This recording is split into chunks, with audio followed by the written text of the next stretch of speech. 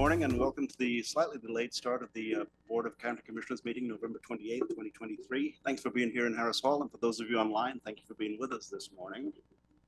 Mr. Mokrahajski, do we have any adjustments to the agenda? No. I see none to the board. I see none. I'll remind everybody at this point in time that we see a board of 4 county commissioners.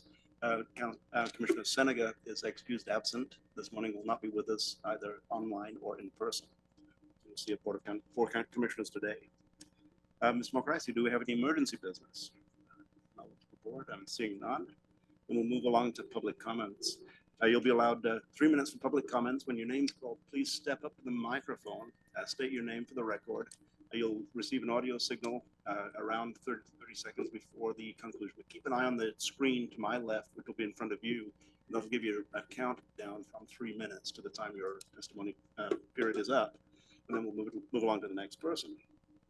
We'll entertain comments from the people who are present in Harris Hall first. That'll be followed by anyone who may be present online to provide testimony. So at this point in time, I'll also mention that written testimony is accepted any time. The first person signed up to speak today is John Brown, who will be followed by Craig Opperman. Mr. Brown.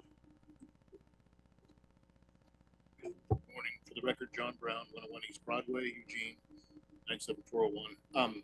First, a disclaimer that I may be getting a small referral fee if the transaction in Goshen happens. I don't think I will, but if I do, I think it's important to transparent.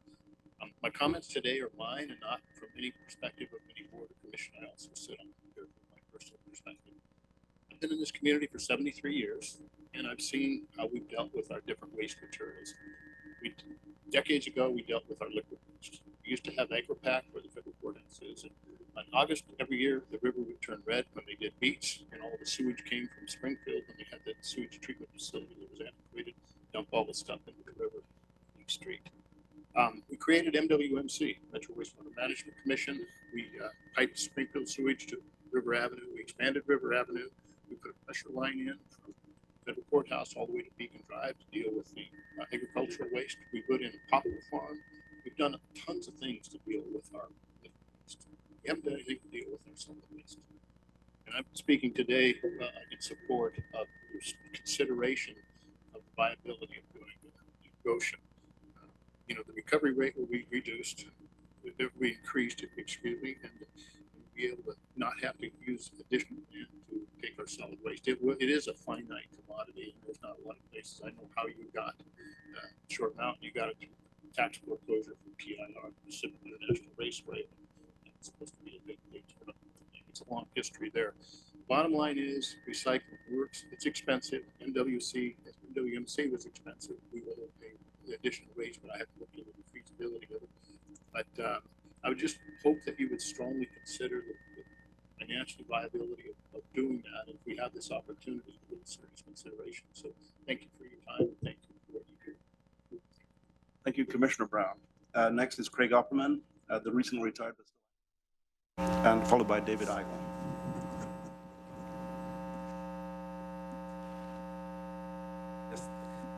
Thanks, Pat. I was just thinking I can't do this too many more years because the font I will need won't fit on the page anymore. So.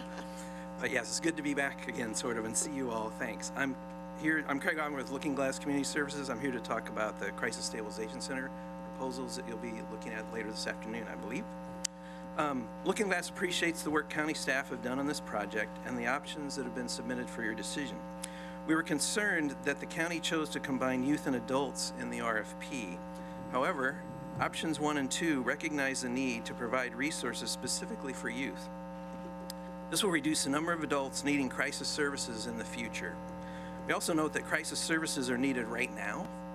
With county support, we anticipate being able to open intensive use services in 6 to 8 months on either option. Youth Psychiatric Residential Treatment Services, PRTS, are a critical need in our county and state. Looking Glass has already established nationally recognized PRTS here, but much more of it is needed. These services would reduce the number of youth going to the planned county crisis center. It would also provide a transition placement option for highly acute needs youth that present at the center. We're already engaged in discussions with the Oregon Department of Human Services to expand. With a county commitment to support and resource more Looking Glass PRTS, it's a win for the Crisis Center, giving them an option to best serve youth. Most importantly, it's a win for the youth and their families, since PRTS has a positive impact on youth that exceeds those that we will be able to offer at the Crisis Center. It provides longer-term benefit to the health and safety overall of our community. With the considerations outlined in your packet outlined for the decision, Looking Glass supports option 1. If the board decides to select option 2, we support that decision also and will make the Stabilization Center services for youth successful. We do not think option 3, a new RFP, is necessary.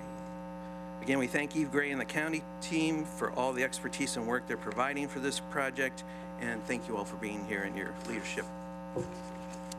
Thank I you. have 10 copies of what. Thank you, Mr. Next is David Eigel, who will be followed by Kyle Rodman. Good morning. I'll try to be brief. I've Can you state your name, Mr. Eigel? Oh, I apologize. David Eigel.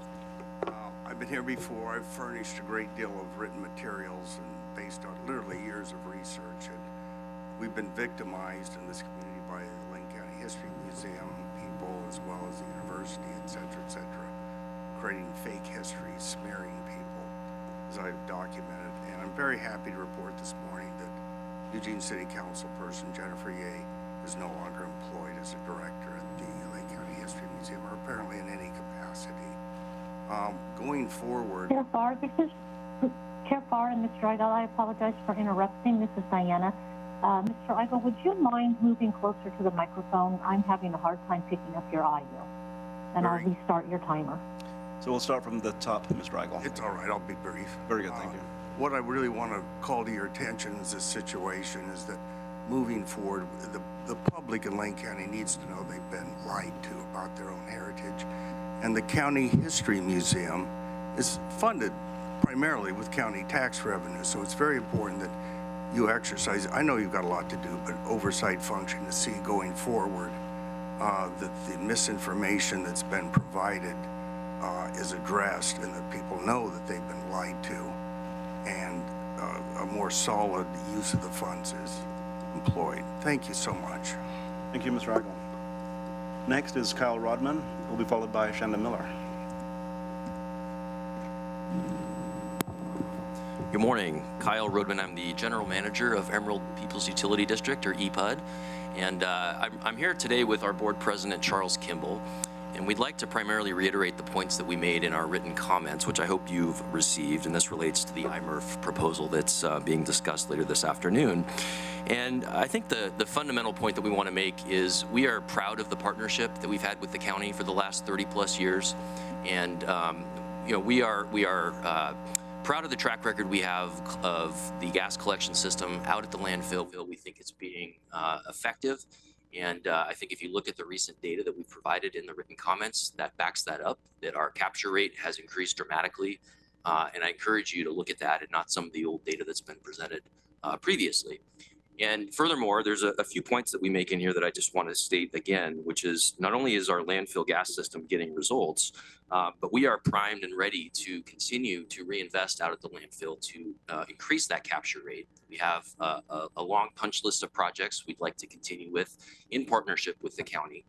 And we think that a project of this size, whether it's the IMRF or our gas collection system, really only works at scale. And as we understand the current proposal, the waste stream is going to be split, where you've got half of the waste going into this new IMRF and half of the waste continuing to go into the landfill. And so the concern that we have is you'll have two very major operations operating in parallel, neither one at the scale that's really necessary to be efficient. And in our minds, that's not optimal for either our customers or for Lane County residents overall. Furthermore, our current system keeps the benefits local here in Lane County.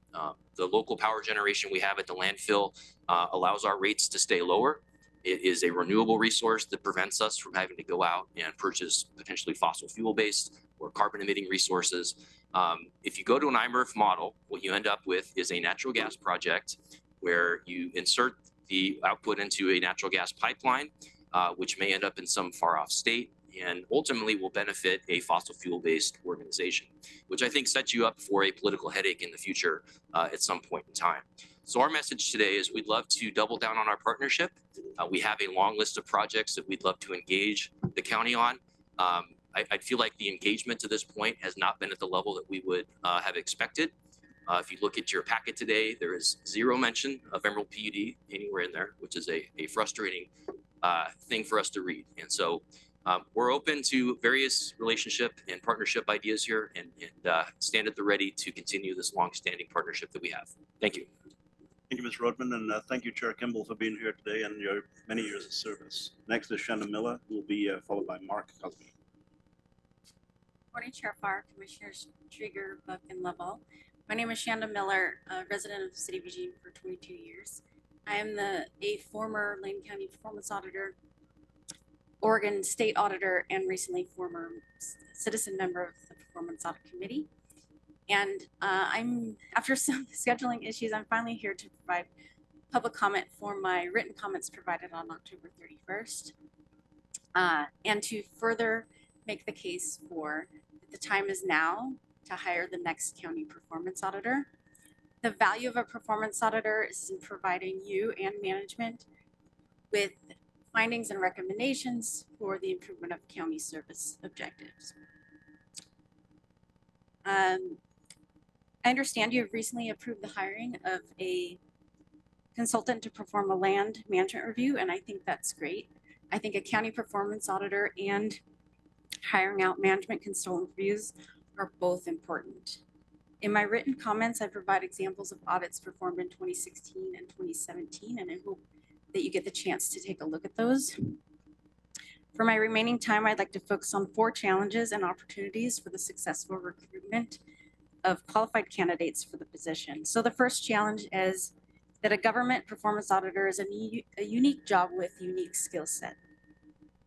However, Lane County has the opportunity to recruit from this unique pool of auditors right here in Oregon. The largest office of government performance auditors is located in Salem, and there are also large teams in the greater Portland area. The second challenge is that of expectations.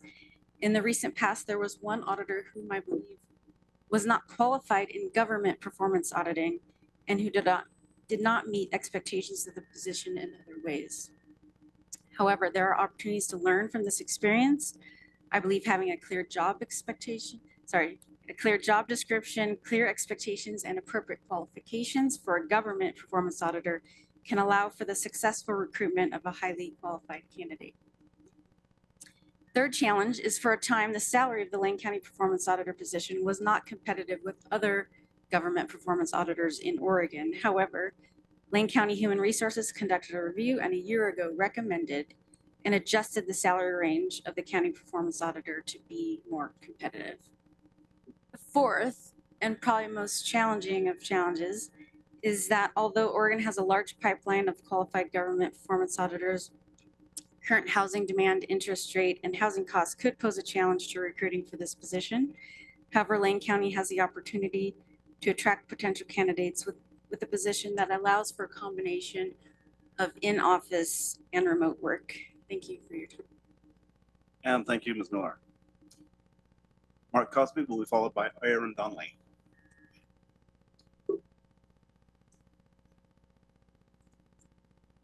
How to do? I'm Mark Cosby, 62-year resident of Lane County.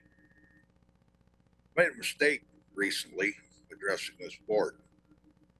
I said we had one slave camp busted in Lane County, and it's 8. And they're intertwined. This has been going on for years. The people up at the state are ignoring this fact because they're taking money from cartels. This has been documented. We got to quit. We got to support our sheriff. We got to support the funding. They gave $21 million in 2021 session to eradicate these pot farms. $21 million does not go very far in 14 counties, and I don't know where we're at. They just busted a guy with 127 pounds fentanyl south of Shamal. He was getting paid $6,000 to do that. Our law enforcement, we need jails.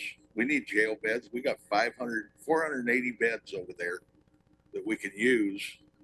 And we're running 300, 360. So we need to do that. And one place we can do it is we just burn over 60,000 acres of timber in Lane County. It's now worth 65% of what it was. My nephew scales logs. We got 2 years to cut it. National Forest Service has been a joke. The burden is put on the taxpayers, working people, to carry this weight. And I don't see any reason for us to be paying more property taxes for supporting our sheriff when our timber resources are being burned. I think the county commissioners can do something about that. And I ask you to do that. But we've got to stop slavery in Lane County and in the state of Oregon. This is egregious. So, other than that, I realize that Lane County commissioners just voted themselves a 28% wage increase. I say, what are the people getting for it? Let's work to support the sheriffs. Let's support our community. Let's fund our jail beds. Let's stop slavery in Oregon. Thank you, Mr. Cosby. Next up is Aaron Donnelly. He'll be followed by Katie Brown. And I understand we do have another list of testimony. Well, County Commissioners, I'm Aaron Donnelly with Sanapac, commenting about the proposed IMER facility. So we're still reading through the draft contract, but there are some new additions to the conversation I would appreciate some clarification on. So first, at least in my understanding, county staff have said that they're not intending to franchise or contract for any hauling in the county area. This contract appears to require it. So we would like some clarification on that question. Second issue is county staff has stated they have no intention of implementing flow control, but the contract is requiring flow control in the county areas, not just of the trash collected, but of the recycling and yard debris, organic materials as well. I'm not aware of anywhere in the state that requires flow control over recycling, and it is the direct intent of the Recycling Modernization Act to allow recycling to remain open market. If my understanding of the contract is correct, this new shift could dramatically alter the business of local haulers, recycling processors, and the processors of yard debris. So we would like some clarification on these two questions. Will there be flow control on the garbage, recycling, and yard debris in the county? And will the county franchise or contract county areas for waste collection? Thank you. Thank you, Mr. Donnelly. Next up is Katie Brown, who will be followed by Buck Pelroy. Hello, everybody. My name is Katie Brown. I grew up here in Eugene, went to Edison, Roosevelt, and South Eugene High School. I left at 19 to go explore the world, and I came back here in 2002 to raise my kids and to open my first restaurant, Red Agave, and went down a path of opening multiple businesses here in Lane County over the next 20 years. In the shadows, I was dealing with a nightmare, which was my sister had been diagnosed with schizoaffective bipolar. My father and I fought for her. I don't know if I'm standing close enough to this. Is this okay? My father and I fought for her life over and over and over again as she went in and out of jails and hospitals. We did successfully get her civilly committed 3 times, which getting that done 1 time is almost impossible. So I learned how hard it is to get attention for those who are truly suffering. We are now facing a humanitarian crisis, our homeless crisis. When I was a child living here in Eugene, if I saw one homeless person, I was mesmerized. As a little girl, I would think, how can that person not have a home? And now you cannot drive more than a few blocks in this town without seeing homeless all over the place. So after about a year ago, I came up with an idea, and I have dedicated my life more than full time for the past year developing a new concept. It is called Scorpion Creek Ranch. I have met with the EDs of multiple nonprofits. I've met with people up at the state level. I've met with hundreds of individuals to learn more about what this concept is going to take. I'm here today just to share the information with you guys because we need a new model. We need a new way of dealing with this crisis. The idea behind Scorpion Creek Ranch is to open a 50 to 100 acre ranch out in rural Lane County where we bring homeless teens, runaways. These kids are on the streets, not because they choose to be there, because they don't want to deal with a curfew or homework or whatever it is. They leave a home life that is too traumatic to bear any longer. The current systems we have, they are Band-Aids on bullet wounds, largely. These kids who are living on the streets, they need to be brought into an environment where they can stay long enough to heal from trauma, learn life skills that are tangible and key life skills, maybe like growing organic food, helping farm animals, helping take care of the farm animals, learning how to connect, build self-confidence, learn trades. And then we will give them a leg back into the society by having a secondary location in town where they can come back into the community and learn how to re-engage with the society, having learned new life skills and emotional skills so they can actually function in a healthy way and break generational trauma. So I'm not here to ask for anything specific other than to let you know that this idea is coming, and I would love to meet with each of you. I know that you and I have emailed, and Commissioner Lovell, many people have told me that I should be meeting with you as well. So I am just here to share this idea, and I would love to talk more about it. Thank you for your time. Thank you, Ms. Brown. Next person is Buck Pelroy, who currently is the last person signed up in Harris Hall. Following Mr. Pelroy, we'll go to online and then ask for more testimony from anyone who is in Harris Hall. Mr.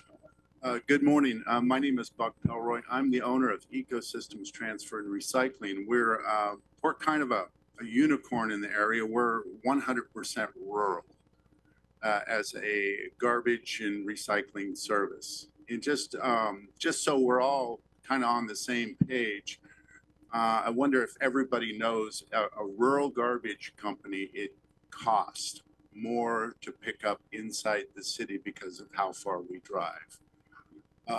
And does everybody know that recycling costs more to get rid of it than garbage?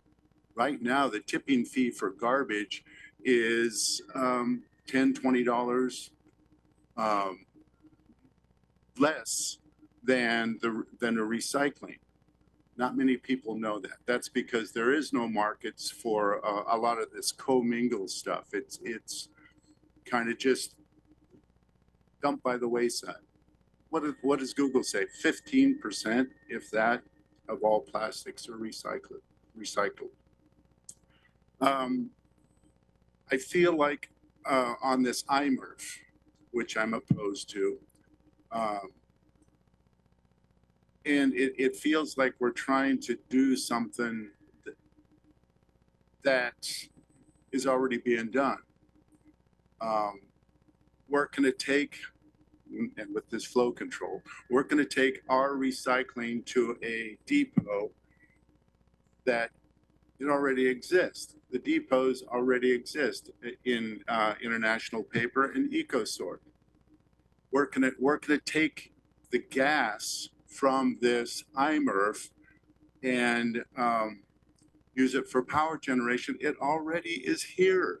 EPUD is doing it, and they just made a commitment to do it better, to enter into projects with Lane County. And I just am thinking down the road, what kind of impact is this going to have on our business partners at International Paper, at EcoSort? And along with being rural, every cent that goes up in cost, like the gas, like the insurance, like the labor cost, now we're going to raise it more, and the customers are going to have to absorb that. Garbage and recycling is already more expensive for the rural guys, customers. So it's just going to go up more. And I just like to say, I am opposed. Thank you very much. Thank you, Mr. Belroy. Mr. Belroy was the last person to sign up. I will once again, I'll say that I'll call for further discussion on general public comments after online. At this point, Ms. Jones, I'll ask for you to call for anyone online for public testimony. Thank you, Chair Farr. At this time, we will open public comment to the people who have registered online. If you wish to give public comment at this time, please raise your virtual hand and I will call on you in the order your hands have been raised. When I call on you, you will have an option to go on camera. If you would like to do that, please let me know and I will change you to a participant and we'll be able to see you on camera. Our first speaker is Bill Close, or Clues, I apologize if I pronounced your name wrong. I will unmute your microphone, and if you could let me know if you'd like to be on camera, I will change you over. I do show that you are self-muted. There you go. Would you like to be on camera? Yes, please. One moment. You will get a message that asks you if you would like to be promoted to panelist. Please say yes and then turn your camera on.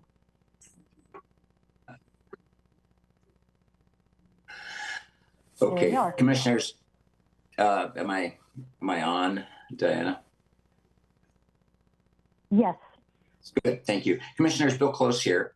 My client, an industrial timber owner who is successor to all the Roseboro 95,000 acres, has been trying for a couple of years to get about 600 acres into the ownership of the Mackenzie River Trust in the Blue River area on the river.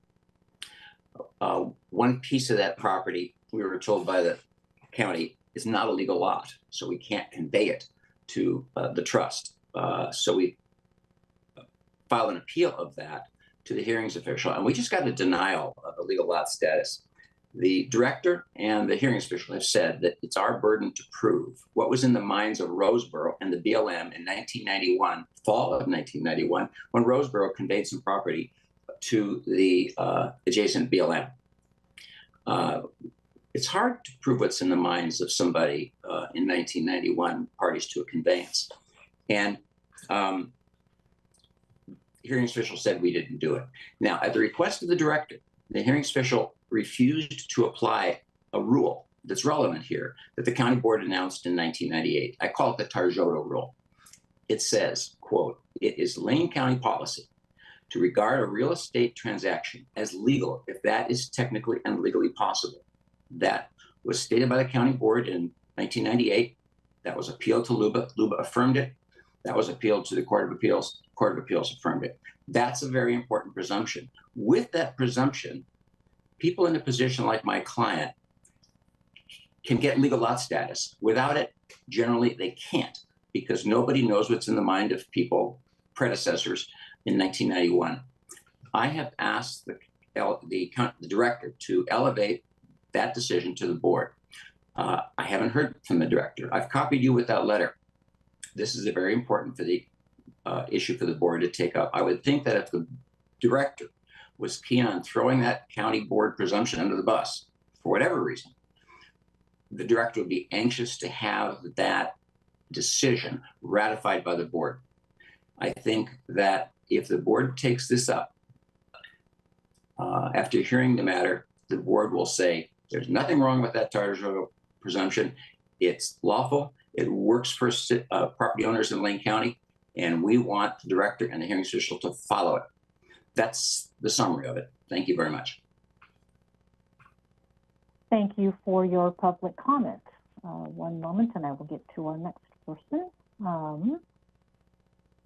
I see Betsy Earls has a hand raised. Betsy, I will unmute your microphone and please let me know if you'd like to be on camera. Betsy, I do show that you are self-muted. There you go. Would you like to yes, be on I'd like camera? to. Yes, please. Okay. One moment. I will transfer you over to a panelist, and you will see a button to accept, and then please unmute your camera.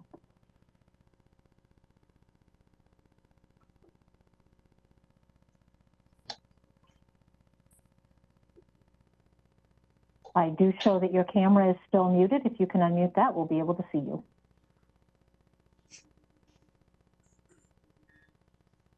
There you go. Perfect. Good morning. I am Betsy Earls, and I'm just fixing this one thing. Good morning, Commission. My name is Betsy Earls, and I represent Weyerhaeuser Company. Our Goshen trucking facility is adjacent to the Wild Hog Creek, which is just across from the landfill that you've been talking about a little bit this morning, the IMERF. We are concerned that if that landfill is located in the proposed location, the water table around Wild Hog Creek would be negatively impacted. All storm runoff from our facility currently flows to this creek, and we're carefully monitored by the DEQ at our discharge locations. But the creek, when we're in the peak of winter, has little to no additional capacity for runoff. And we're concerned that an adjoining property, if the IMERF were located there, has the potential to overrun that creek. We have communicated this concern to your planning staff, and they have been very helpful and responsive to the concern. I don't anticipate problems necessarily resolving the concern over time, but I wanted to make sure and flag it for the commission so that you knew that it was something that was out there. And that is my testimony. Thank you. Thank you for your public comments. I will do and move back. If anyone else would like to give public comment, please raise your virtual hand now, and I will call on you. I see Morgan Matthews. Morgan, I will unmute your microphone, and please let me know if you'd like to be on camera. Good morning, Diana. I would love to be on camera if I could. One moment, let me switch you over. Okay. There you should see a button to accept the invitation, and then you can unmute your camera. Okay, thank you kindly, There Diana. you are. There I am. You're welcome. All right. Good morning, all, and thank you for this opportunity. My name is Morgan Matthews. I serve as Vice President of Partnerships for Connections Health Solutions. I'm hopping on just to give comments, as I know the Crisis Stabilization Center will be a focus of discussion later this afternoon. And I just wanted to take this opportunity to just one, applaud the work of Lane County. I know for us, it was an honor and a privilege to respond to the RFP that was request for proposal that was issued to us earlier this year. You know, we've seen and followed the great work being done, having had the incredible opportunity to host many from Lane County almost a year ago in December of 2022 to see our crisis response center in Tucson that serves as really a national model for crisis care. And I just want, to hop on quickly to say that, our philosophy and our name Connections is not just a fancy moniker, but is something we mean. And it is our view that collaboration and partnership throughout an entire healthcare delivery system, especially a behavioral health delivery system, is key to improved and better patient outcomes. We feel that aligning innovation and behavioral health services to community need establishes a glide path towards long-term sustainability and outcomes for all stakeholders. And should we, be awarded part of that project, we would be honored to really work collaboratively with the entire system, Lane County, its representatives, to work towards a better system of behavioral health crisis care. And so that, Diana, thank you for this opportunity to speak. That was all I had to say, was just hop on and put a name to the Connections face and just say that we, would certainly welcome the opportunity, and Connections is infused and a part of everything that we do. Thank you for your public comments. I will return back to the list. If anyone else would like to give public comment, please raise your virtual hand and I will call on you. I do not see any virtual hands going up at this time, but I do still see a couple people out there. If you would like to give public comment, please, I'll give you one more minute to raise your virtual hand. Chair Farr, I do not see any virtual hands raising at this point, so I will return the meeting to you. Thank you, Ms. Jones. And I'm going to, as I said, ask around Harris Hall if anybody else would like to provide additional general testimony, and remind folks that we do have a 10 o'clock time certain today, which is a public hearing in the matter of reviewing a and approving the petition to form the Row River Rural Fire Department Protection. So any testimony to that would come at the 10 o'clock public hearing as opposed to in the general testimony at this point in time. So I'll look around Harris Hall. Does anyone else wish to provide general testimony to the Board of County Commissioners at this point in time? I see none. Then I'll close the public comment period and look to the Board of Commissioners and remind you all that we do have a 10 o'clock time certain with a couple of items we'd like to attend to prior to the 10 o'clock time certain. So this is a time for remonstrances and or other items. I'll look around the board. I'll call on Commissioner Lovell, followed by Commissioner Buck. Yeah, thank you. I think I'll move this off because you're usually the one that starts, so I thought I'd just exchange that. So thank you for letting me to go first. Yeah, for all your public testimony, again, thank you for coming in. Obviously, the IMER thing's going to be a hot topic today. There's a lot of details that each one of us commissioners and colleagues have been uncovering, and it's going to be even more of a delicate process as we go forward for our Tuesday's December 5th meeting. So just appreciate all your testimony. Keep bringing us all those facts so we can consider those in our decision. Craig Opperman, always a pleasure, sir. And congratulations on your retirement. And I'm looking forward to the ideas of youth that, you know, a lot of us have been collaborating with you to do. Obviously, if we can get youth in the first, nip that in the bud, we can have our adult population a little more healthy. So I'm excited about all that. Thank you very much for doing that. Miss Katie Brown, Red Agave was my favorite restaurant of all time. Are you still here? Yeah. Great place. You did a great job. I think your idea about the ranch has been proven over and over again about mental health and how to bring people to a healing place. So I'm excited to talk to you about that. As I'm sure that you're aware of, there's a lady named Heidi who's in charge of the SMART program. We toured that yesterday, and great. And she, for your secondary thing, for your county connection, I think she'd be a great one to call. And then, Mark, I'd like to know where those slave camps are. If you would put that in my email, that would be great. And Betsy Earls from Waco, you bring up a good point about sight. Sometimes when we get emotional in our decisions and our procedures about getting something done in a quick hurry, we forget that, like I've said before, emotion in real estate always costs people money. So I'm hoping that maybe some of these things that you're bringing out, we can look into and make sure that it's not costing the citizens even more money as we progress forward, or don't with this particular idea. So again, thank you for bringing that out. Thank you, Chair. Thank you, Commissioner Lovell. Commissioner Buck, followed by Vice Chair Krueger. Thank you, Chair. I'll keep it brief. I also want to thank everybody who's come out to speak today or just in the audience listening. I know several of you, and you're from a wide range around the county, and I appreciate your drive in and being willing to share your time with us this morning. I know we have a large group from Row River, and I want to thank you for your drive in too, and we'll talk about that soon. And I'll reserve my comments regarding the IMERF and the Row River Fire District for when those come up on the agenda. But again, thank you all for coming in today. Thank you. Commissioner Buck, Vice Chair Krueger. Thank you, Chair. Good morning, everyone. I will also just extend my appreciation to folks for taking time to come and speak. Everyone has lots of choices of what they can do with their time, which is the one resource we all share the same amount of. So thank you for spending some of it here. It's really great to see the hall full and to hear comment on such a range of issues. And it's really clear what, as a community, we're grappling with, right? We're hearing about behavioral health. We're hearing about safety for youth in the community and their opportunity to have thriving, productive lives. We're hearing about waste management, which of course has connections to energy and climate resilience.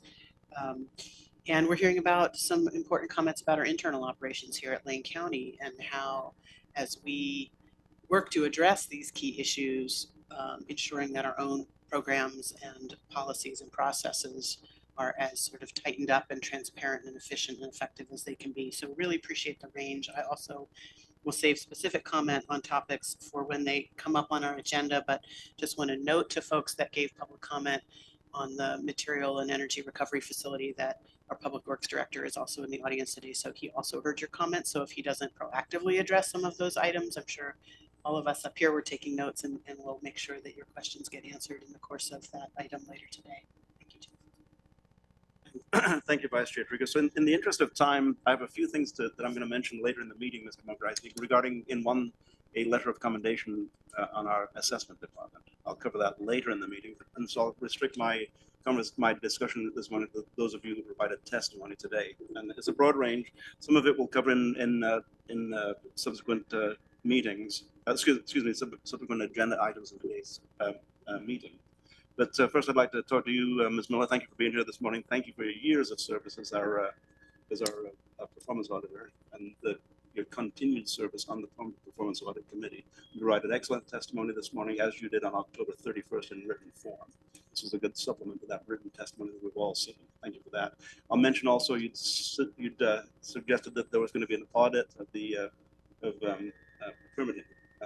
That is on next week's agenda to be considered. That contract has not been issued at this point in time. Then we'll move down to, the next thing I'm going to say is going to kind of surround you, Ms. Brown, and the things that you said. It made me cast back to the 1990s when I first became a Eugene City Councilor. And back in 1996, then Mayor Ruth Bascom and I took jackhammers, one jackhammer was shared a little bit, to chip out the fountain that was at Broadway and Willamette Street, because in no small part the fountain had become disused, but it was a gathering place for what was called at the time the problem of homeless youth on the mall. Now things have evolved since then, haven't they? In ways that we can really begin to address the issues surrounding youth. And it's not just the problem of homeless youth on the mall. I'll cast my eyes over here to Mr. Opperman, who has spent so many years dealing with youth and finding aggressive, effective ways to serve the youth who are in need in our community. That work continues with Looking Glass. I've looked at Scorpion. I've looked you up online, and the concept you have there is a pretty wonderful concept. There's a statement that you put on your website. It says, for the first time in 2021, the Oregon Department of Human Services conducted a needs assessment specific to homeless youth. I've been looking at that needs assessment, and you have also clearly things have evolved pretty significantly. The needs of youth have evolved significantly, and more significant to that, we've become more aware of them.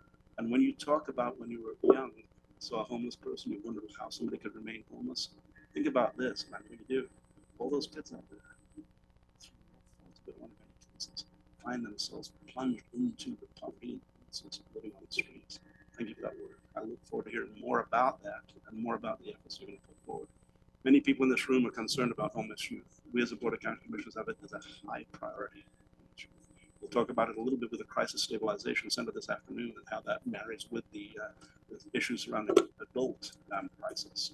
But thank you for your testimony today. It really made me think back on some of the things we have done, and more importantly, some of the things we have yet to do. In 1997, following chipping out the fountain, we formed the Council Committee on Homelessness and Youth.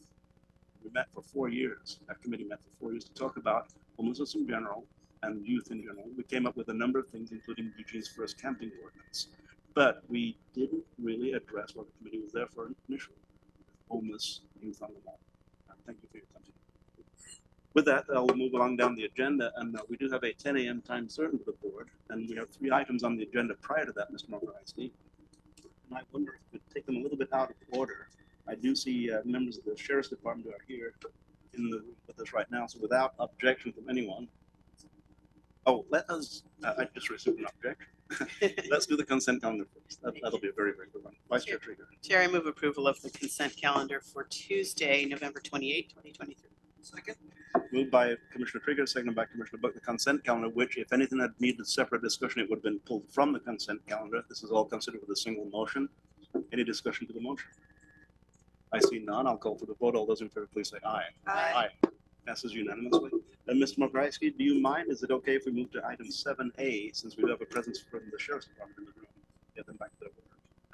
7A is Order 23112801 in the matter of entering into a contract with Aviat US Incorporated in the amount of $487,370 for installation of microwave links on the radio network system, and delegating authority to the county administrator to execute the contract.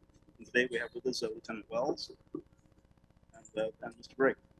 Mr. Mokorowski, I'll turn it over to Lieutenant Wells. Good morning, Chair Farr, Vice Chair Trigger, Commissioner Buck, Commissioner Lovell. Thank you so much for having us this morning. I promise I won't take up very much of your time. As you just said, this is a contract with Aviat for a microwave links. Basically, this is part of the House Bill 5202, the $5 million grant that we've already received. This is just one of the contracts within that $5 million. So this is a very important project. This is part of basically getting the backup so that we kind of move away from the hub and spoke model of where if one system goes down, it can potentially affect multiple other systems. So this will give us backup so that if we do have another failure somewhere, this will stop that. We'll have some backfill in different areas. This will include sites on Prairie Mountain, Glenada Peak, Mapleton, Badger Mountain, Bear Mountain, and Lane County Sheriff's Office. So this is a large project. Once it's approved by the board, if it's approved by the board, we will hopefully be moving forward within about 6 months due to backlog of getting stuff ordered and getting pieces and parts here. Thank you, Lieutenant Wells, Mr. Gregg. Thank you for being here this morning. And Ms. Mokrasky, this is the passage of this order gives you the authority to execute the contract. With that, I'll look for any discussion or questions from the board. We'll be taking these two orders not simultaneously, but subsequent to each other. Order 11 and order 12. As you know, Commissioner Buck. Thank you, Chair. Every time we get something that we actually get to fund through that bill, I am just ecstatic because we know that this has been needed for a very long time. And after the Holiday Farm fire, we actually had a really good audience at the legislature who was interested in ensuring that this kind of communication work carried on, because we know how crucial it is in cases of emergency, and having a full system where if one system goes down like it did upriver, then you can go and backfeed it through other sites. And this is going to make our community so much safer. I'm thrilled to see the work starting to happen. And thank you, Commissioner. That was pretty compelling video that we all witnessed as one of the stations was destroyed by fire during that. Yes. That video is still available. I don't recommend you watch it, but I'll tell you what, it stops your heart to see that. Further discussion? I'm seeing none. I'll look for the motion. Vice Chair Trigger. Or what? I would love to. Thank you. I'll move approval of order 23-11-28-11 as presented. A second. Moved by Commissioner Buck, seconded by Vice Chair Trigger. Discussion to the motion. Seeing none. All those in favor, please say aye. Aye. Passes unanimously. Thank you. And we'll move directly into order 23-11-28-12 in the matter of entering into a contract with Aviat US Incorporated in the amount of $242,996 for the installation of microwave upgrades between Lantern Heights and Lane County, and delegating authority to the county administrator to execute the contract. So back to you, Lieutenant Wells. Yes, thank you so much. So this one is slightly different than the other one. This one is going to be replacing the microwave links that are already currently in play from Blanton to the sheriff's office here. Those two links are very old and they're can't get parts anymore. And so this was then presented to eWeb. And so this is going to be a joint operation with eWeb so that we split the costs of the upgrade as well as the continuing maintenance of these two links, which helps with costs keep down for the sheriff's office and the county. So this is a opportunity to work with another agency to build bonds and to then strengthen also the resiliency of our radio communication system.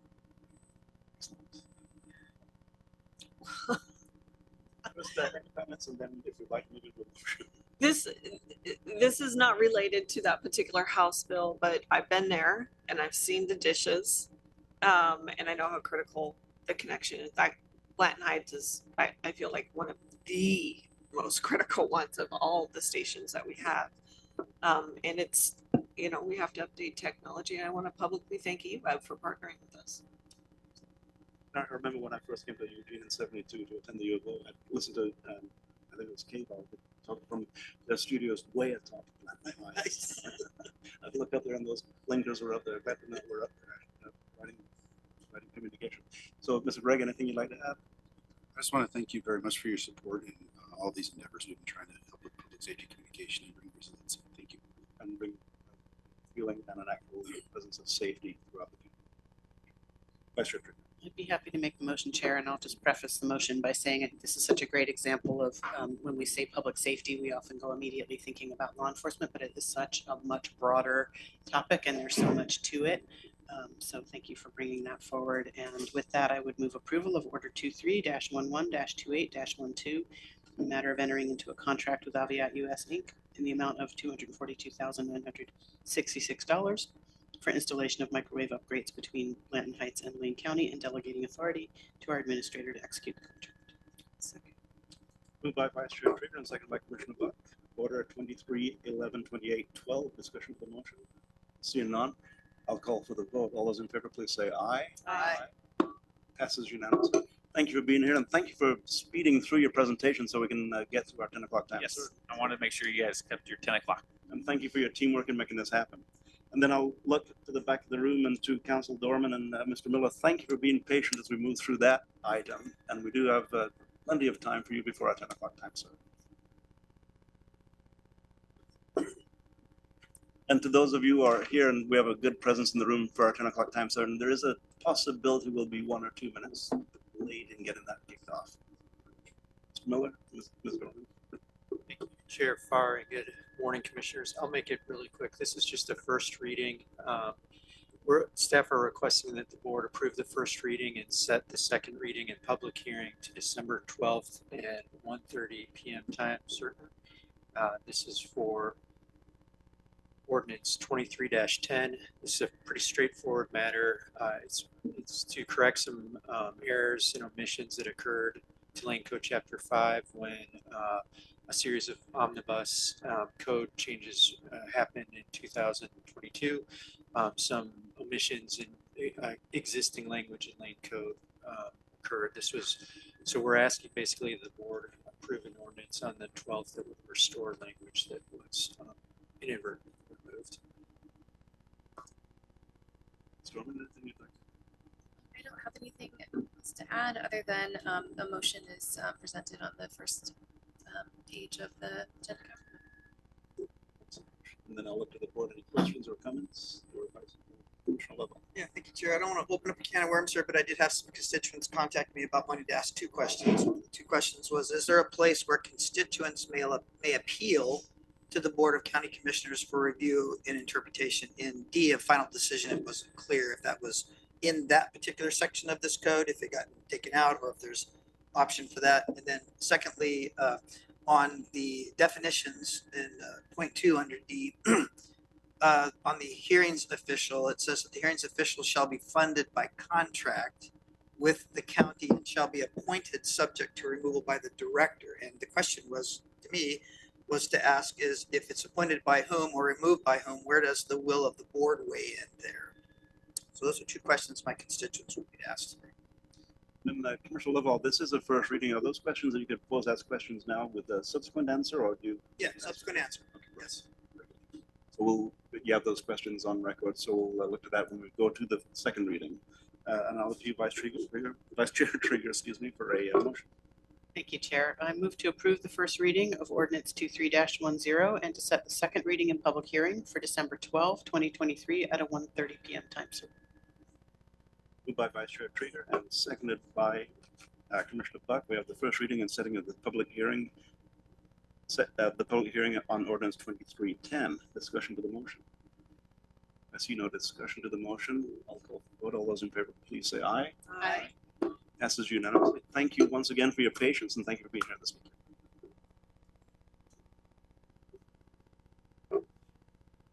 Yeah, as we clear the front, we're going to be spot on time for our 10 o'clock time certain. Well done, Mr. Mokrice. You did it perfectly. Then I do, for this one, Rebecca, you provided me the most excellent script.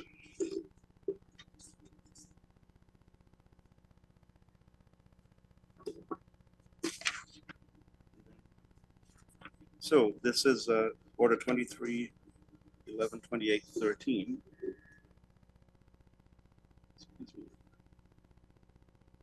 Order 28-23-13.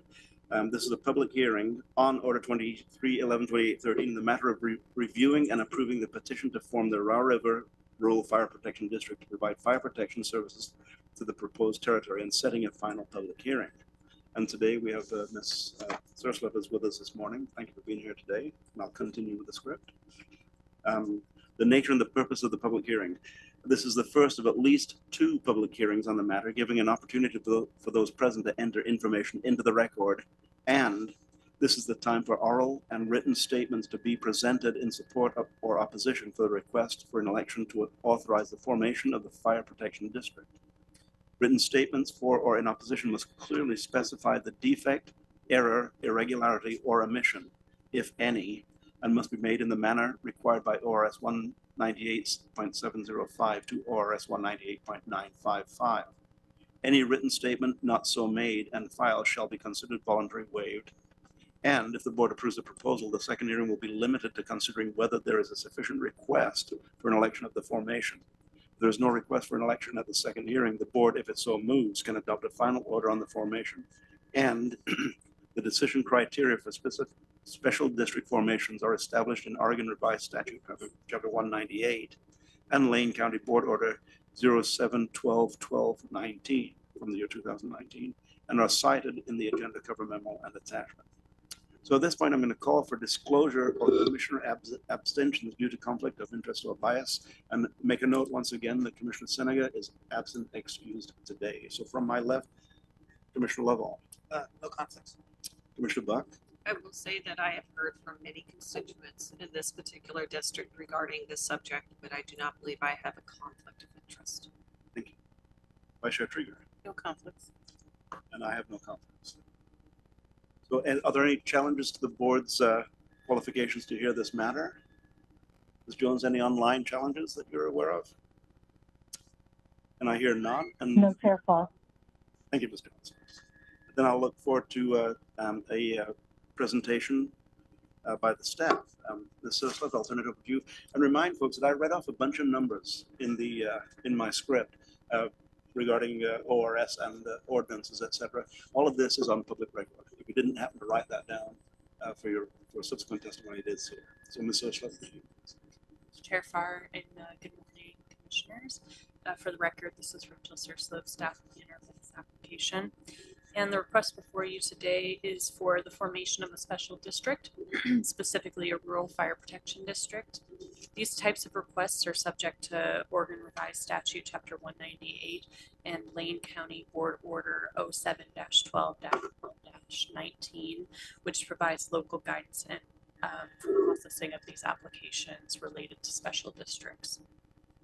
This is the first of 2 public hearings scheduled on this matter pursuant to ORS Chapter 198.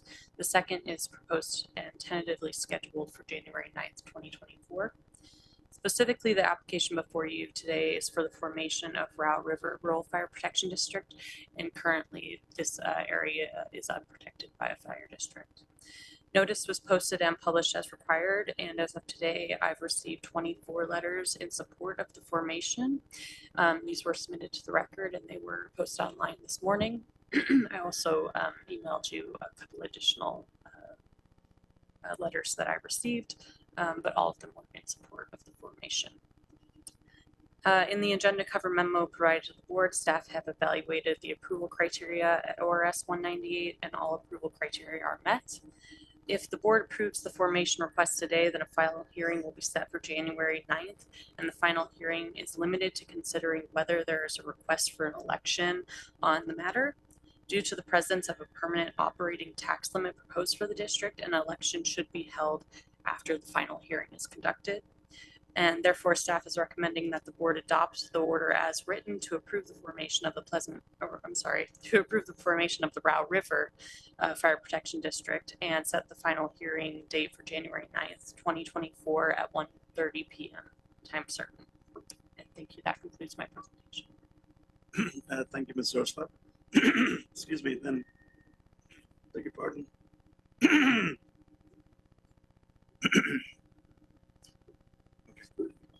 I'm going to open the public hearing, and for the public hearing, I'm going to ask testifiers to limit their testimony to 2 minutes. We have a large number of testimonies this morning. Your own support. If you go beyond the 2 minutes, I'll probably not gavel you down right away, but because 2 minutes is not normal, quite often we allow for 3 minutes. So at this point in time, I will open the public hearing and ask for testimony for persons in favor of the request. So at this point, I believe that I'll begin with Kathleen Istador, thank you. And would you please, when I call your name, step forward to the mic, state your name for the record, and begin your testimony. Looking at the clock on the wall that's the countdown on 2 minutes. Ms. Istador will be followed by Catherine Reinecke. Thank you. I'm Kathleen Istador. My address is 38659 Lower Bryce Creek Road, and I am Chief Petitioner in this. And for sake of time, we'll just jump ahead. Chair Farr, this is Diana again, and I apologize for interrupting. If I can ask all people to move closer to the mic so we can capture your comments, then I will reset your timer. Thank you. So we're back at the top of 2 minutes, and let's give us an audio check. Can you give us again? Yes. Hello. How's that, Diana? How's that, Neil? Good. That is better. Thank you. Thank you. Thank you. I'm Kathleen Istador. I'm Chief Petitioner of this. And sorry, I got distracted there. 38659 Lower Bryce Creek Road in Dorena. So I've lived there for almost 20 years, and I've served with our community service group called the Sunshine Club, and really love the people in that area. It's a beautiful, kind community that we have. I'm jumping ahead for sake of time, and I just wanted to let you know how thankful we are to have received your support in this. We've met before, and it warms our heart, really. And we've created a partnership with South Lane.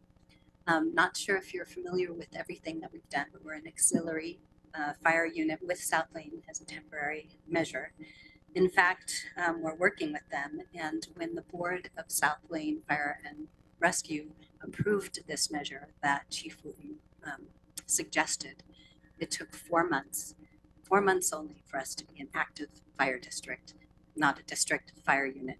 So I wanted to share that success with you. It's pretty outstanding, really. It's the first of its kind, and it's based on LifeFlight, which is a public-private partnership. And Chief Wooten worked there and extended that knowledge and transposed it to work with firefighters. So it has a lot of legs.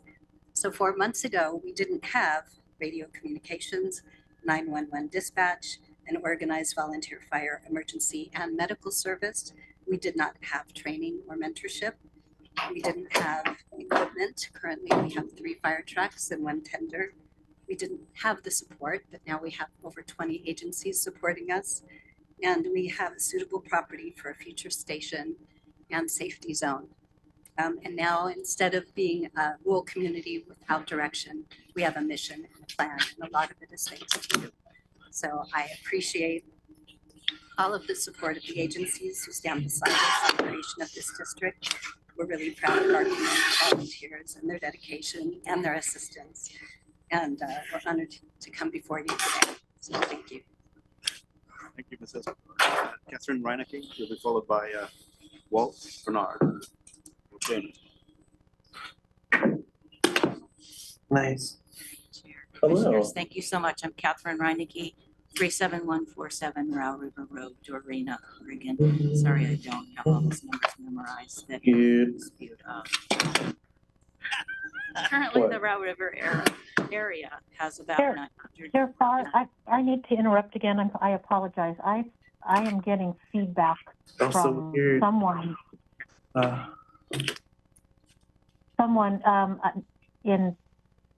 Someone in the room is talking or has their microphone on mute, but I can't see anybody. So if you're not the public speaker, please mute your microphone. Thank you. Are you hearing that in Harris Hall as well? Negative. Is everything okay? We're almost We are hearing someone speaking. I will try to mute them that way. I will begin your public testimony again. There you go. Catherine Reinecke, 37147 Row River Road, Dorena. Chair, Commissioners, thank you so much for hearing us today. Good morning. Currently, the Row River area has roughly 900 registered voters and their families who lack a vital community service, a fire district. It is something that most citizens in Lane County take for granted. We clearly lack a safe and healthy county with robust infrastructure, which you as commissioners support. There is a housing shortage in Lane County. Lack of a fire district could inhibit people from moving to our area or Lane County. A repeat of a fire such as the Holiday Farm fire could wipe out all of our homes at another huge cost to Lane County. Situations like this further aggravate the housing shortage. Oh, I'm just setting up So something. many Yeah, of the get on lofty myself. statements in the Lane County Commission statement and strategic plan come into Please, play in our please. request for this vote. We are individuals who've come together with passion, countless hours of work as volunteers, and the sole focus on protecting our precious corner of Lane County. We need your help to put this on the ballot so that we can help our neighbors and help ourselves maintain rural equity. Thank you so much for your time. Bernard, and I have a little bit of the perhaps Beth Cochran. Leading into Harris Hall. Chair Farr, I am going to interrupt again one more time. I am not sure if it's someone outside of Harris Hall that is speaking or making a lot of noise, but we are getting terrible feedback and we're unable to hear much going on the recorded audio end of this. I'm going to ask if Tanya could maybe step out and check if someone's talking outside of Harris Hall, and that's what we're picking up. Do you use mics or Thank something? you, Ms. Jones. We'll take a moment. Test, test, Yeah, test. if we can pause for No, just just one going- moment until we clear it up. It's very loud and we cannot hear the speakers. I do have two people online. I have Pam Kersgard and Truman Stone. I do not show that you are unmuted, but if for some reason your microphones are unmuted, please mute them at this time. Can you tell us, Ms. Jones, is that affecting the recording, or is it simply your audio that is? It is the recording and Metro. We're all picking up this incredibly loud noise, so the recording is not picking up the speakers very well. So I just want to fix that very quickly. It sounds like the problem has been resolved.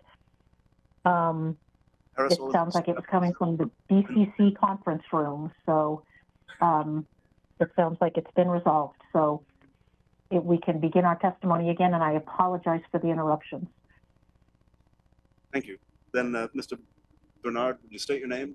Walt Bernard. Thank you. 75976 Booth Kelly Camp Road. I'm a chief petitioner and I'm a board member of Row River Fire Response. Fire doesn't wait around while we're forming a district. That's why we formed a volunteer firefighter auxiliary while working to create this new district that we're here to talk about today. This fall, with our trained volunteers, we were first responders on two significant fires in our valley, the Cerro Gordo fire and the Circling Hawks fire. As we all know, it only takes one of these fires to forever change a community.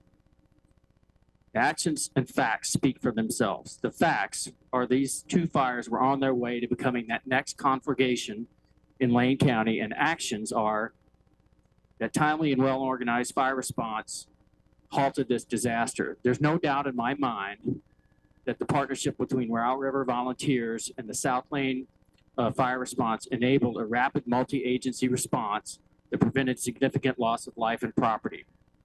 The proposed petition before the commissioners today is to establish a permanent fire and emergency medical services for our community that perpetuates these examples. The petition we brought before you is in accordance with ORS 478 and 198, and it meets the requirements for consideration by the commissioners, including documentation for the needs of services, district boundaries, economic feasibility, concurrent services in the area, and there's at least 400 people that have signed our petition for the district. Here in Harris Hall are a number of the volunteers that have put so much time into this effort. The community's brought this district to fruition, and I applaud them for all their work. Today, we ask the commissioners to enable the next steps of bringing this worthy cause of ours to the voters for approval this May. I'm confident that we're going to be successful. Thank you very much. And I'd like to say one other thing, which is I'm very appreciative of all the hard work the staff has done. Rachel, in particular, Dina, Dawson, and Danny Raboska. I probably drive them crazy, but it's been a very great opportunity to work in a positive relationship with the Lane County. So thank you very much for that. Thank you, Mr. Bernard. Beth Cochran, please correct me if I'm followed by Brian Stump.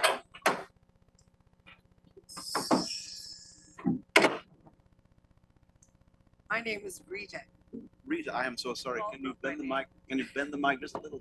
but Walt wrote my name, so. I'm a chief petitioner for this measure. I live at 37029 Row River Road, Cottage Grove.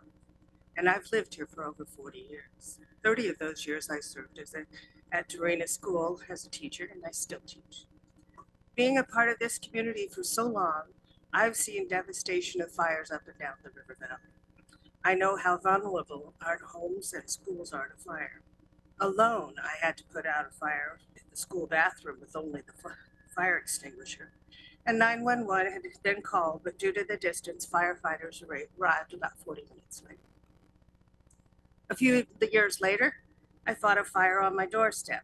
That fire leveled 4 homes and my barn before it was brought under control by an ODF helicopter. I believe the cost of that fire alone could have funded a much needed fire station for us. We are thankful for South Lane Fire and Rescue. Many of us pay an annual fee for them to come protect our homes, but they have other obligations in their own district. Even with this precaution, a 911 emergency still takes 30 minutes. This summer, as a part of the South Lane Auxiliary Unit, we experienced what having a fire district with mutual aid agreements can accomplish. No delay, multi-agency turnout. Being a part of a firefighter network is truly a band of brothers, and the response is impressive. I envision that security for our homes. We will no longer be alone or be a burden or an outsider. We'll have the training, funding, and full support as a part of the Oregon firefighting community. As many of our residents are aging, like me, our community will benefit from the first responders with first aid skills and AEDs. Lives will be saved with this measure, and that is very exciting to me. No longer will a medical emergency have to wait for 30 minutes for anybody to arrive to stabilize patients and prepare them for transport. As a chief petitioner, I understand the importance of making sure Row River Fire District happens. With all due respect, commissioners, I ask that you place this measure on the May ballot. Thank you. Thank you, Ms. Cochran. Brian Stump will be followed by Buck Rudachel.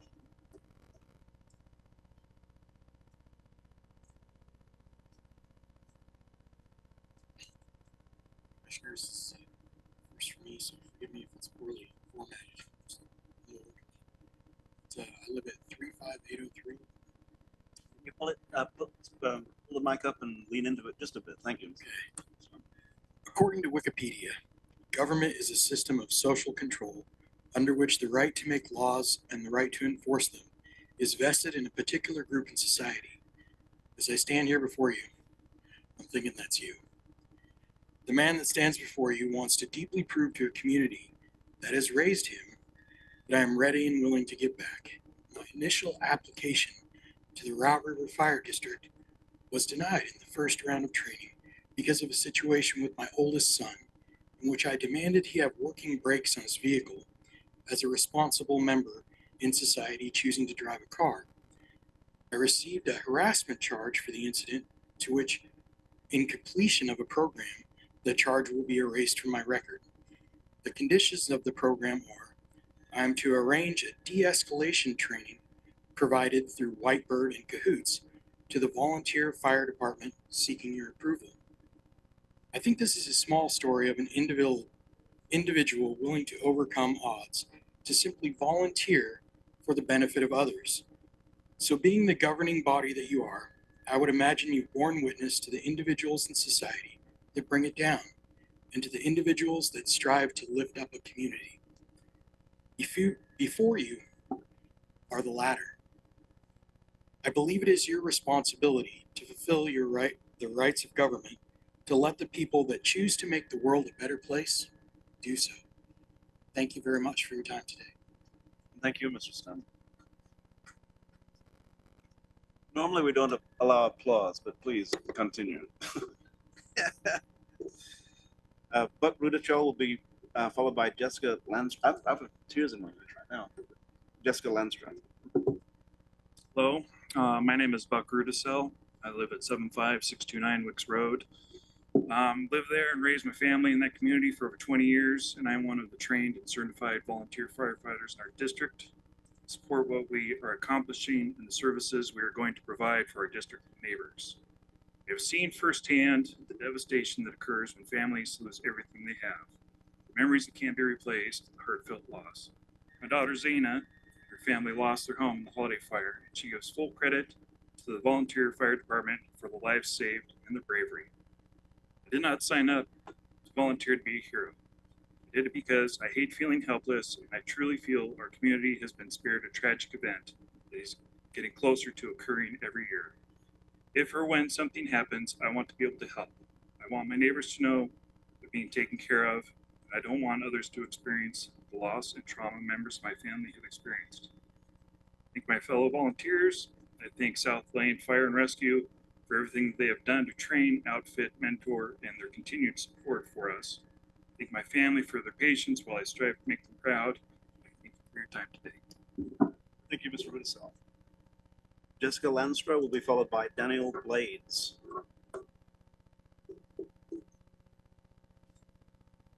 We have different heights of different individuals, so adjust the mic accordingly. Thanks. Hi, thank you guys for letting us speak today. My name is Jessica Landstra. I'm at 36969 Row River Road. I am also a volunteer firefighter for Row River Fire Response, and I moved out there in 2020, and my dad was very upset about it. He has been a retired volunteer firefighter. He volunteered in Crestwell for 25 or 35 plus years, is part of my life growing up.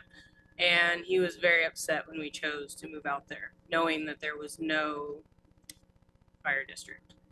And we chose to take some measures to make him happy. And this came about shortly after we moved up, and I had to help. I had to step in, and I had to do my part to make sure it happened. And that's why I'm here today. I've seen firsthand what a volunteer fire department does for the community, as far as going into schools and showing the kids what a firefighter looks like in full turnouts in SCBA and what they sound like, because they sound different, and making sure the child's not afraid of us when we come to help. I've seen firsthand what it puts together. The 4th of July parade in Crestwell was started by my parents, and that's something I grew up with. I've seen so many great things that can happen, and I see a district of Cottage Grove and Crestwell that is understaffed and busy, and it is a lot for them to come out to where I live. It's a 30-minute drive from Cottage Grove for an emergency or a fire, and for us to be able to respond, get there first, get there quickly, locate a call, and relay the proper information out to our mutual aid partners is going to be a major benefit to everybody, making sure that the proper resources are coming and not wasting resources as in turn. So thank you guys so much for your consideration. Thank you, Ms. Landstra. Daniel Blades, excuse me, will be followed by John Kirk.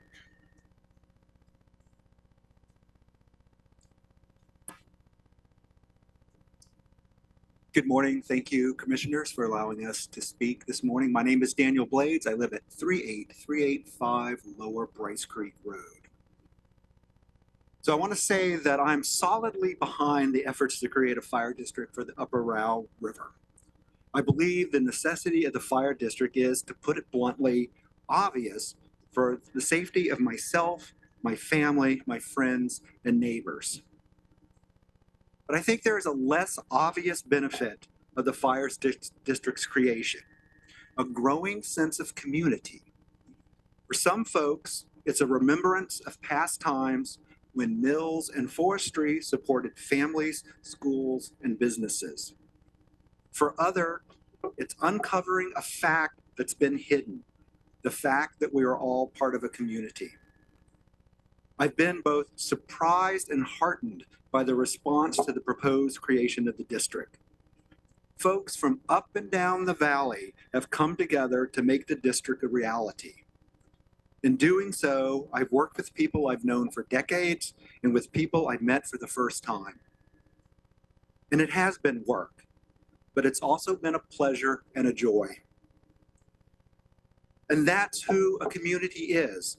People working together, people sharing difficulties and pleasures.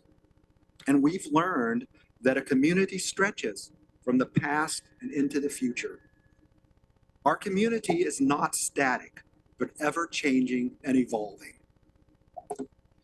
I know that not all my neighbors are in favor of the fire district. And while I disagree with this position, I respect their opinions, and I do understand why many of them believe this. But all of my neighbors deserve the services that the district will provide. They deserve it because we are a community, and that's what a community does. I strongly urge the commissioners to allow the petition for the Row River Fire District to proceed and come to a vote this spring. Thank you for your time. And thank you, Mr. Blades. Next is John Kirk, and we continue our testimony in favor of the district, Mr. Kirk. We'll be followed by Chris Woolhouse. Thank you. Good morning, commissioners. My family made our home in Dorena 20 years ago this month. I'm a recent arrival, according to some people. But in 1852, my great-grandfather crossed the Oregon Trail and made his home in Dorena, the original Dorena where the lake is now.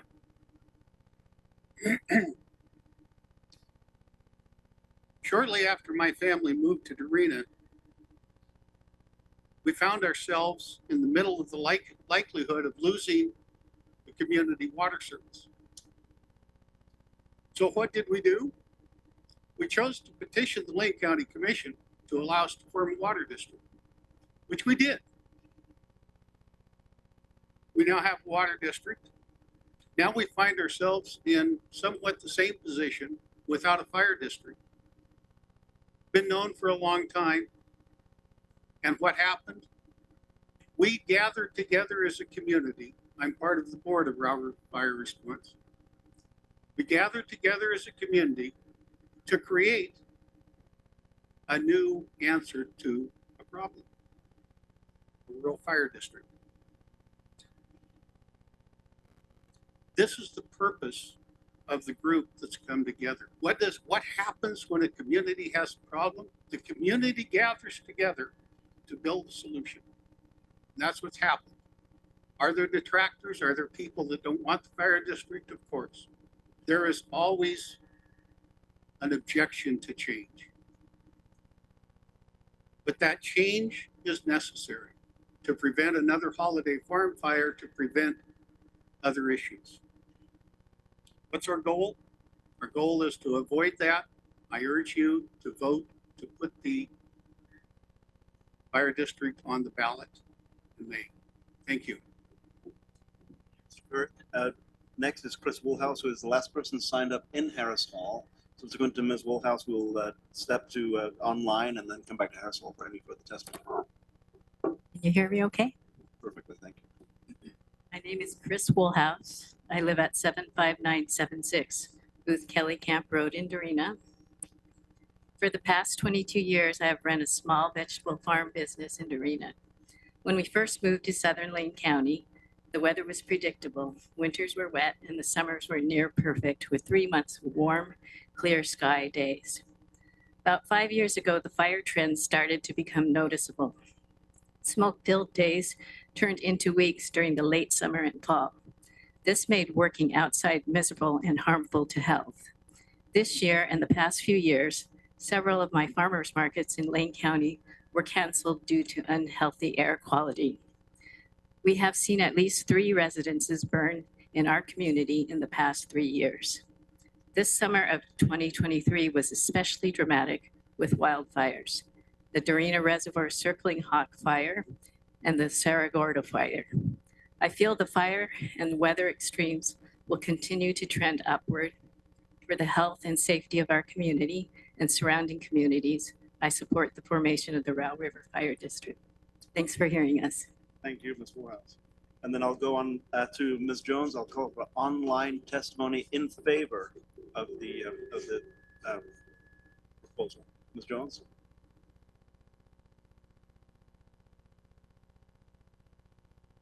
Is anyone signed up for online testimony? I have an audio issue. Then as we wait for a potential response from Ms. Jones, and I deviate from my script a bit. A couple of people who are volunteers have testified. Could you raise your hands, all the volunteers or former volunteers from this fire district? That's pretty amazing. Chair Farr, can you hear me? I can hear you now. One more question. Anybody who would, if they had more time, would also be a volunteer. Right on. That's everybody in the room. Back to you, Ms. Jones. Thank you. Thank you, Chair Farr. I apologize. We seem to be having all kinds of technical difficulties right now. If you have signed up for this item to give testimony, please raise your virtual hand and I will call on you. This is testimony in favor at this point. I do see Truman Stone's hand up. Truman, I will unmute your microphone and ask you if you would like to be on camera. If so, I will switch you over to a panelist. Would you like, you are also self-muted. Would you like to be on camera? Yes, please.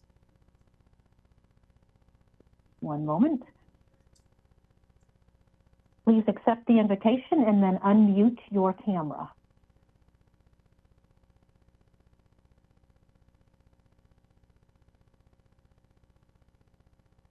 There you go. You may begin your public comment. Great, thank you. Chair Farr, members of the board, staff, my name's Truman Stone. I'm an attorney of counsel with Local Government Law Group, representing the Raw River Fire Response folks and the petitioners on this matter before you today. I don't have a lot of prepared comments, but I do just want to make a couple observations based on what you've heard so far. One is the staff has very ably set forth the criteria that's before you and the findings of fact showing that the criteria have been met. The second is this hearing today, the primary purpose is to take public testimony as required by the statute. And that testimony is an opportunity to object to properties either being included in this petition or inadvertently or unintentionally not included. And so far, you've not heard any testimony to that effect. Just a reminder, this is the decision before the county is to send this to the ballot where the citizens, the voters will have their opportunity to weigh in on the ultimate decision. And then lastly, I'd just like to say it was good to see my former colleague, Ms. Dorman, on camera. The county was certainly lucky to hire her and get her services. And other than that, I'm here to answer any questions that the board may have. Thank you. You're here. Thank you, Mr. Stone. Back to you, Ms. Jones. Thank you, Chair Farr. At this time, I do not have anyone else signed up online, so I'll return the meeting to you. Thank you, Ms. Jones. At this point, I'll look around the room and see if there is anyone in opposition or neutral. Anyone other than those in favor can provide testimony at this point in time. I have no one signed up. Is this in favor? Then, and having seen no one in opposition, I'll go back to in favor. So anyone else in Harris Hall in favor of the proposal, please step forward. State your name for the record.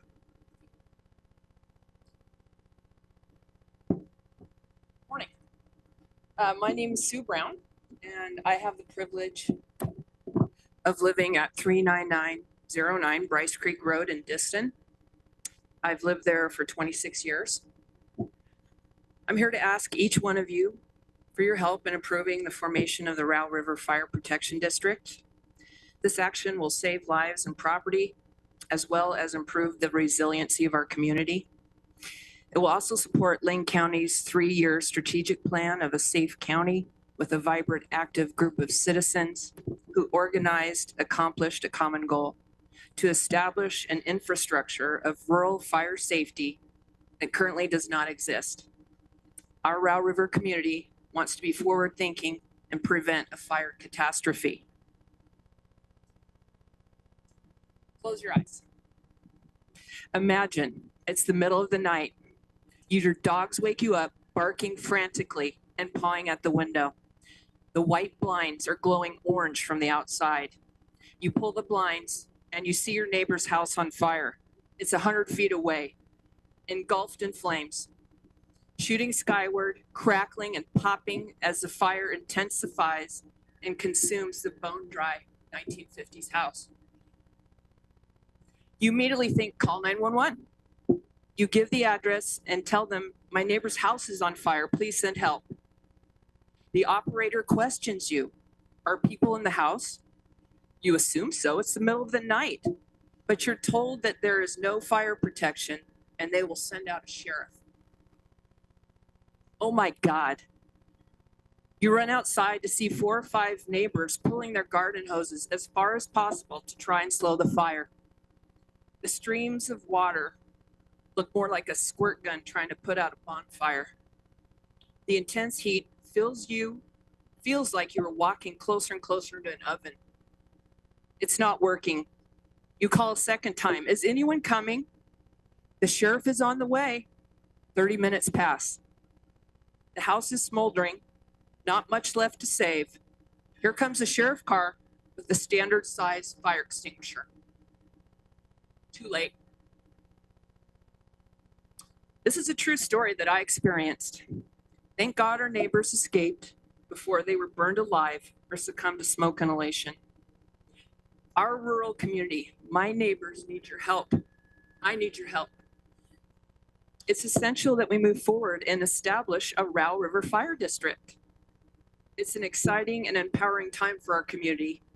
And I know if we all work together, we can make this happen. Thank you. Thank you, Ms. Brown. A favor, if you would please provide that testimony in written form. Superb. Thank you very much. Anyone else in Harris Hall, please state your name for the record. Thank you. My name is Renee Williams. I live at 37727 Row River Road. My husband and I moved out there in 2005 and we thought we struck the jackpot. 37727, you know. We have seen multiple houses burn. You pray to God that people get out. When we formed the water district, we became a community. Now we're asking you guys to let us be more of a community together with all of my neighbors and friends and dear ones that we would not know what this community would do without them. We desperately need our own fire district. We desperately want to be self-sufficient as much as we can. That's part of the joy of living out in the Row River Valley. Please put us on the ballot in May, and we promise that we will have a vibrant, wonderful community. Thank you, Ms. Williams. Would anyone else wish to provide testimony this morning? Please step forward and identify yourself by stating your name.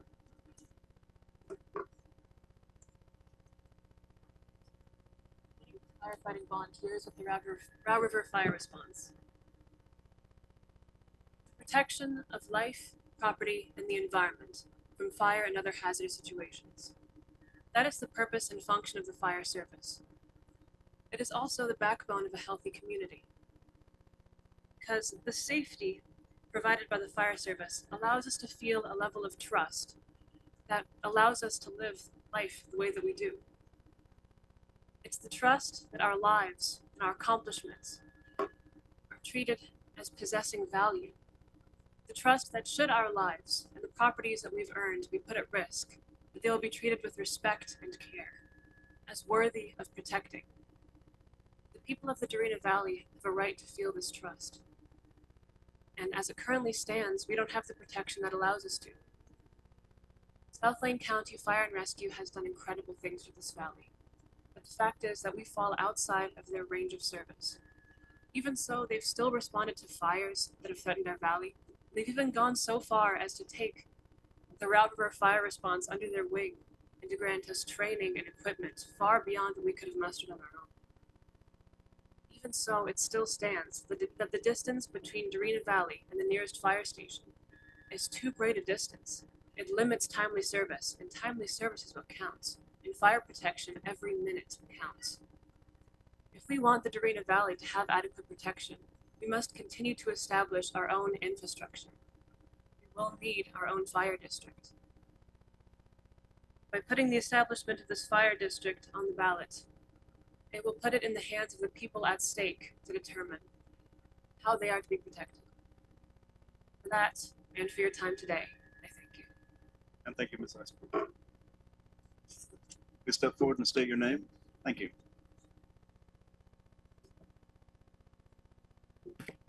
Hi, my name is Carl Walter. I'm here in support of the Row River Rural Fire District.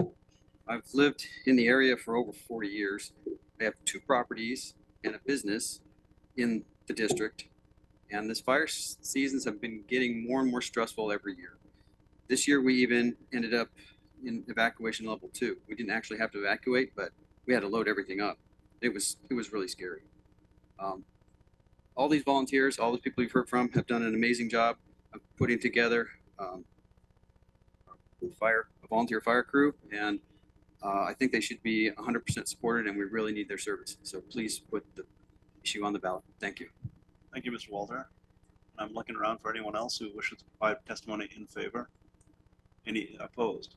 Then I'm going to ask you to indulge me one more time with that show of hands for people who are, have been, or would love to be a volunteer. Thank you. Then we'll move down to my script, back to my actual script, and ask if there are any additional comments by staff. Don't have any additional comments. I do just want to note that there's a special district working group that's been working on these district formations. So it's much larger than just me. I just happen to be sitting before you today. So I just want to acknowledge the rest of workers and everything that they've done. So I understand that a lot of work goes into this effort, and the outcome is going to be a tremendous outcome. And at this point, it's a chance for the applicant for rebuttal to any testimony opposed. But Ms. Isidore, you're the chief applicant, I do believe. Do you have any rebuttal for the testimony which did not exist? So, very good. Then next, I'm going to, without objection, I'm going to close the public hearing and the public record. So no objection. To the board, we have a couple of options before us. The opportunity to Ms. Jones, please. I'm sorry to interrupt. I just want to clarify with Rachel and legal. You closed the public hearing, but we are having another public hearing. Is that correct? That's correct. They're 2 separate public hearings. So was I okay? Thank you. Record also. Thank you. Thank you. I believe so. But I guess I can.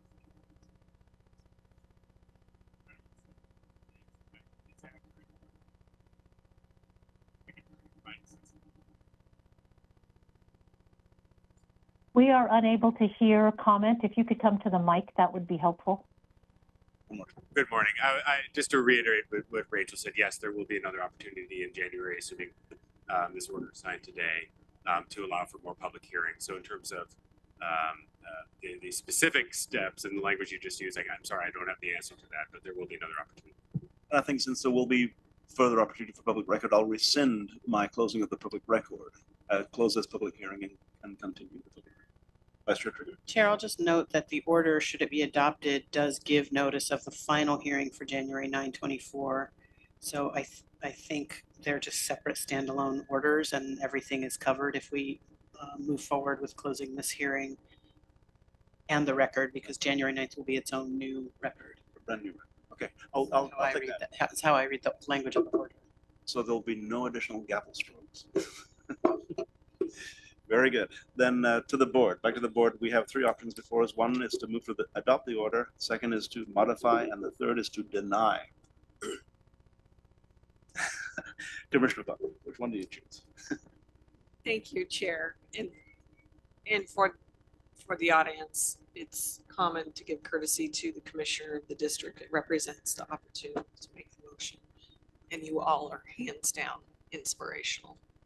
I move that we adopt order 23-11-28-13 to to approve the petition for the formation of the Row River Rural Fire Protection District and to set a final public hearing date for January 9th, 2024 at 1:30 p.m. This is option 1. Second. So moved by Commissioner Buck and seconded by Vice Chair Trigger. Let's see, Order 231128-13. At this point, I'll allow for any discussion to the motion. I'm seeing none. I'll say this. Thanks all for being here this morning. It really is inspirational to see neighbors get together with a common cause to really make things happen. And you know, you've lived with this for a long time. Most of us didn't know that you didn't have a fire protection district up there. Most of us didn't know the story that you provided, such as looking out and seeing how alarming it would be to call for help and there's no help other than the help that the Sheriff's Department always gives, but that's not what they're attuned to doing. So I'm not with a single fire, even with 2. So with that being said, I see no further discussion to the motion. I'll call for the vote. All those in favor, please say aye. Aye. Passes unanimously, and we're back on January 9th.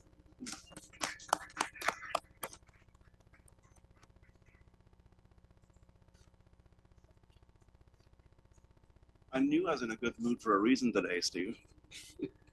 Sorry about the Twins comment. I should have said the Orioles. Thank you. And I'll allow the room a moment or two to clear. Please, yeah. I will send it to you, absolutely. I'll doctor to make it clear and yeah, right on. Thank you. And go ahead. I love to hear your chatter, but would you mind, to y'all from Row River, would you mind clearing the room at your leisure? Because I have no control over right. I'm in no rush. This is a wonderful moment.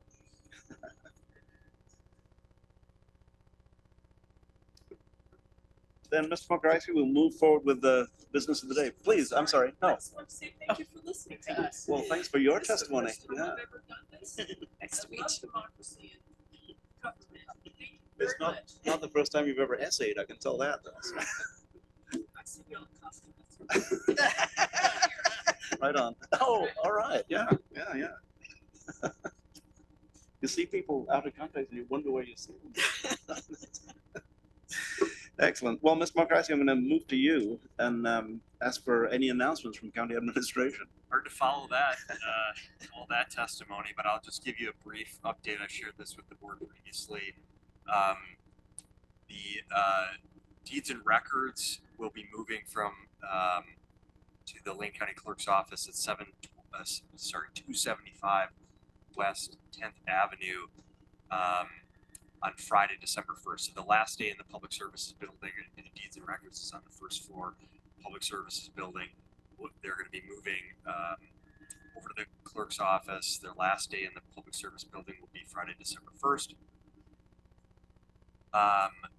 Starting Tuesday, December 5th, real property recordings, marriage licenses and ceremonies, domestic partnership declarations, and property value appeals will all be at the clerk's office, again at 275 West 10th Avenue.